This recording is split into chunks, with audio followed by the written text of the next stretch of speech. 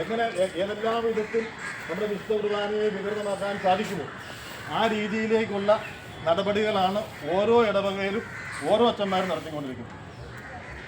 ഇപ്പം നമ്മൾ ഓരോ ഇടവകയിലും എടുത്ത് നോക്കിക്കഴിഞ്ഞാൽ സർവാധിപനാമെന്ന് പറയുമ്പോൾ സ്വർഗം തുറക്കപ്പെടുന്നതും അതുപോലെ അത്യുന്നതങ്ങൾ എന്ന് പറയുന്നത് നമ്മുടെ ഏകീകൃത വിശുദ്ധ കുർബാന എന്ന് പറയുന്നത് തന്നെ നമ്മുടെ ക്രിസ്തുവിൻ്റെ ജനനം തൊട്ട് പെസഹ രഹസ്യങ്ങൾ പൂർത്തിയാകുന്നത് വരെയുള്ള നമ്മുടെ ബലിയെ ഇവർ വികൃതമാക്കി ഇവരുടെ ഇഷ്ടത്തിനനുസരിച്ച് വിശുദ്ധ കുർബാനയാണോ എന്ന് പോലും സംശയിക്കുന്ന രീതിയിലേക്ക് ഇതിനെ മാറ്റിയെടുത്തിരിക്കുകയാണ്.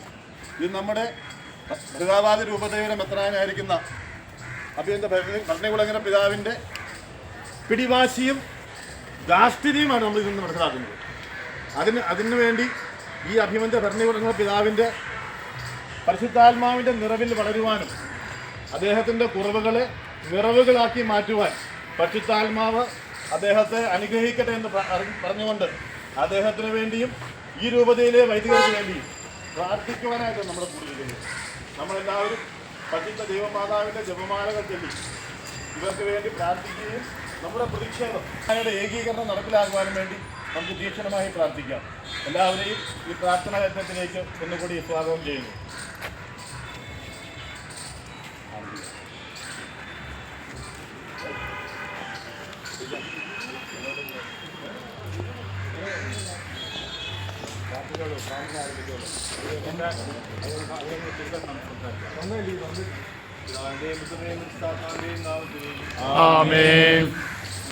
തമ്പുരാനെ, അങ്ങ് അരുളി ചെയ്തിട്ടുണ്ടല്ലോ, 2 or 3 പേർ എൻ്റെ നാമത്തിൽ ഒന്നിച്ചു കൂടുമ്പോൾ അവരുടെ മധ്യേ അങ്ങ് സന്നിഹിതനായിരിക്കുന്നു. ഞങ്ങൾക്ക് അങ്ങ് പകർന്നു തന്നിട്ടുള്ള ആ വിശ്വാസത്തിൽ അടിയുറച്ചുകൊണ്ട് ഇന്ന് ഞങ്ങൾ അങ്ങേ സന്നിധിയിലായിരിക്കുകയാണ്. അങ്ങയോടുള്ള ബഹുമാനം, അങ്ങയോടുള്ള ഭക്തി, അങ്ങയോടുള്ള വിശ്വാസം, അങ്ങ് പരിശുദ്ധാത്മാവിനാൽ ഞങ്ങളിൽ തന്നിട്ടുള്ള ഞങ്ങളിലുള്ള നിറവ്